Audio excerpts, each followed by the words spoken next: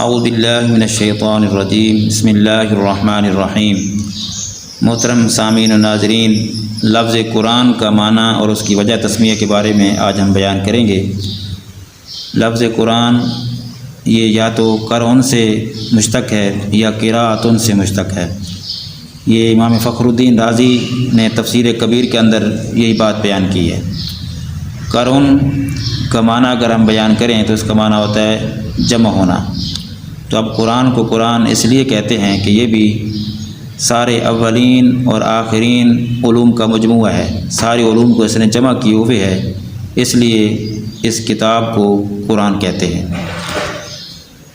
دوسری بات یہ ہے کہ دین اور دنیا کا کوئی ایسا علم نہیں ہے جو قرآن میں نہ ہو، اس لیے اللہ رب العالمین نے قرآن مجید فرقان حمید میں اس بات کو بیان کرتے ہوئے ارشاد فرمایا، نزلنا علیک الکتاب تبیانا لکل شیء۔ اے محبوب، جو ہم نے آپ کی طرف قرآن نازل کیا ہے، جو کتاب نازل کی ہے، اس کے اندر ہر چیز کا علم تفصیل کے ساتھ موجود ہے۔ قرآن کو قرآن اس لیے کہتے ہیں تو لوگ بکھرے ہوئے تھے کائنات کے اندر، ان بکھرے ہوئے لوگوں کو قرآن نے جمع کر دیا، اس لیے قرآن کو قرآن کہتے ہیں۔ مثال کے طور پر ہندی لوگ، ان کا کھانا اور تھا، زبان اور تھی، طریقہ زندگی اور تھا۔ سندھی لوگ، کھانا اور تھا، لباس اور تھا، طریقہ زندگی اور تھا۔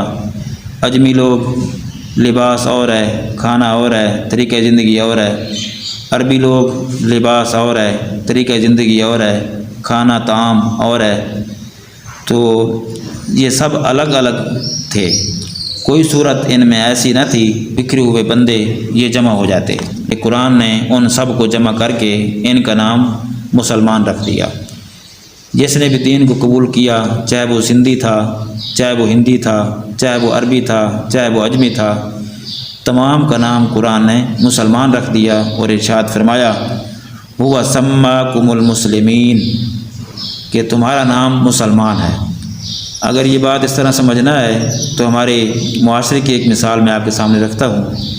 جس طرح یہ شہد ہوتا ہے، مختلف باغوں کے رنگ برنگ پھولوں کا ایک رس ہوتا ہے، مگر جب وہ رس جمع ہو جاتا ہے تو ان تمام رسوں کو، جو رسوں کا جو مجموعہ ہوتا ہے، اس کا نام ہم شہد رکھ دیتے ہیں۔ اسی طرح مسلمان مختلف ملکوں کے مختلف زبانوں کے لوگ تھے، مگر ان کا نام مسلمان رکھا گیا، تو گویا کہ یہ کتاب اللہ تعالیٰ کے بندوں کو جمع فرمانے والی ہے۔ فرمایا چاہے ہندوستان کے رہنے والے لوگ ہیں جنہوں نے کلمہ پڑھا تو وہ بھی مسلمان ہیں، ترکی کے اندر رہنے والے لوگ ہیں جنہوں نے کلمہ پڑھا وہ بھی مسلمان ہیں، ملک پاکستان کے اندر رہنے والے لوگ ہیں جنہوں نے کلمہ پڑھا وہ بھی مسلمان ہیں۔ یعنی جس جگہ، جس کونے کے اندر بھی کائنات کے اندر کلمہ پڑھنے والا رہتا ہے تو قرآن نے ان کو الگ نہیں کیا، قرآن نے ان کو جمع کر دیا ہے، اس لیے قرآن کو قرآن کہتے ہیں۔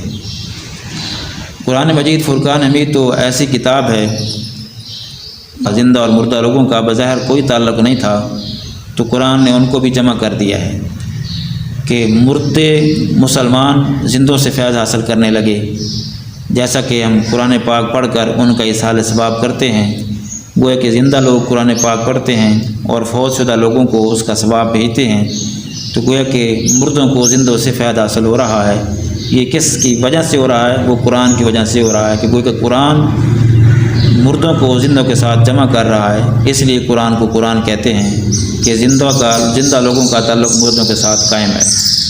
اور اس طرح جس طرح قرآن زندوں کا تعلق مردوں کے ساتھ قائم کرتا ہے، مردے لوگ زندوں سے فیض حاصل کرتے ہیں، تو اسی طرح زندہ لوگ مردوں سے بھی فیض حاصل کر سکتے ہیں۔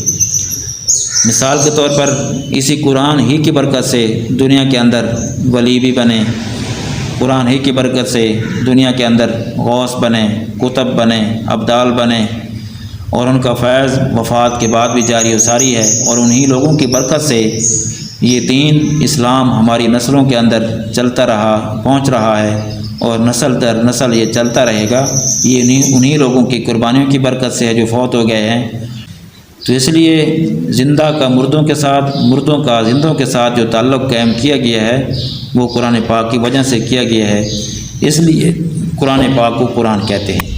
یہ آج میں نے لفظ قرآن کے حوالے سے لفظ قرآن کا معنی اور اس کی وجہ تسمیہ میں نے آپ کو بیان کر دی ہے کہ یہ لفظ قرآن یہ قرآن سے یا قراءتن سے مشتق ہے، تو قرآن کا جو معنی ہے وہ میں نے آپ کو بیان کر دی ہے، وجہ تسمیہ بیان کر دی ہے، اور کل انشاءاللہ آئندہ ویڈیو میں قراءتن کا معنی بھی بیان کریں گے اور اس کی تشریح بھی بیان کریں گے۔ اللہ تعالی ہم سب کا حامی و ناصر ہو۔